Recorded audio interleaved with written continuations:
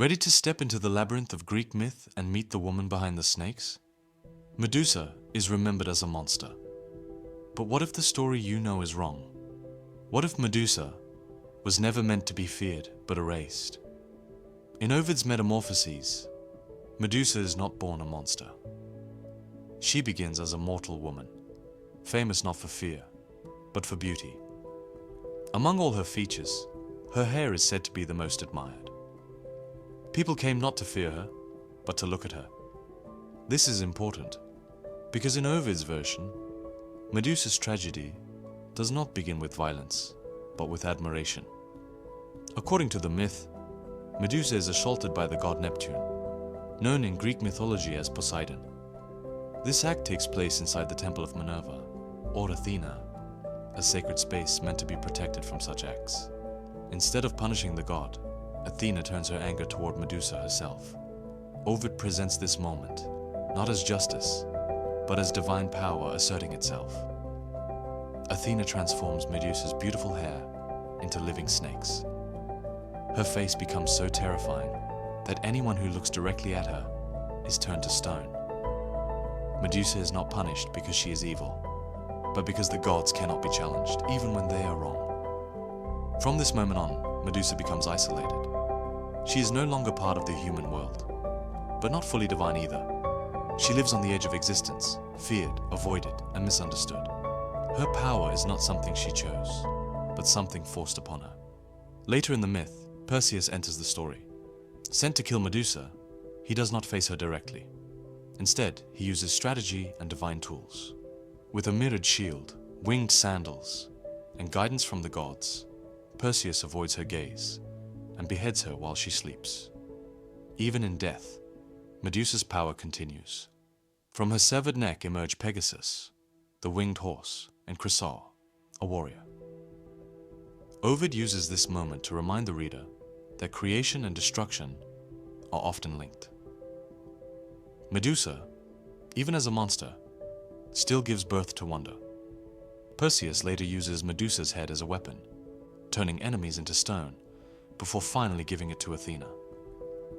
Athena places the head on her shield, the Aegis, turning Medusa into a symbol of protection and fear. The very face once punished now serves a goddess. In Ovid's telling, Medusa is not a villain. She is a victim of divine cruelty, transformed into a warning, rather than remembered as a person. Her story reflects a recurring theme in Metamorphoses. Humans suffer, not because they are evil, but because they are powerless in a world ruled by gods. Medusa's myth, as Ovid presents it, is not about monsters. It is about power, injustice, and how stories change when told by those who rule. If stories like this matter to you, subscribe for more forgotten truths from history. But Medusa's story does not end with Ovid. What makes her myth truly powerful is how it changes over time, depending on who is telling it and why. In earlier Greek traditions, Medusa was not always portrayed as a victim. Some versions describe her as a monstrous being from birth, one of 3 Gorgon sisters. But it is Ovid's Roman retelling that reshapes her into something far more human. This shift is not accidental. Roman writers were deeply interested in power, punishment, and the cost of defying authority.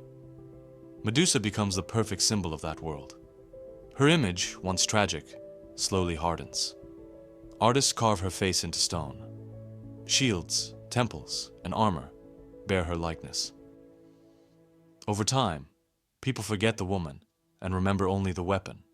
The snakes become her identity. The gaze becomes her crime. Even Athena's use of Medusa's head reflects this transformation. The goddess turns Medusa into a tool of intimidation, a symbol meant to protect by inspiring fear. The irony is unmistakable. Medusa, once punished for a crime she did not commit, is now used to enforce the power of the gods themselves. This is how myths survive. They simplify. They remove discomfort. Stories that question authority are reshaped until they no longer do. Medusa's suffering becomes background noise, while her appearance becomes spectacle. Yet her story continues to resurface, precisely because it resists that simplification. In modern retellings, Medusa is reclaimed not as a monster, but as a warning, a reminder of what happens when power goes unquestioned and when victims are blamed for the actions of the powerful. Medusa forces us to confront an uncomfortable truth about mythology and about history itself. The stories that last are not always the most truthful. They are the most convenient.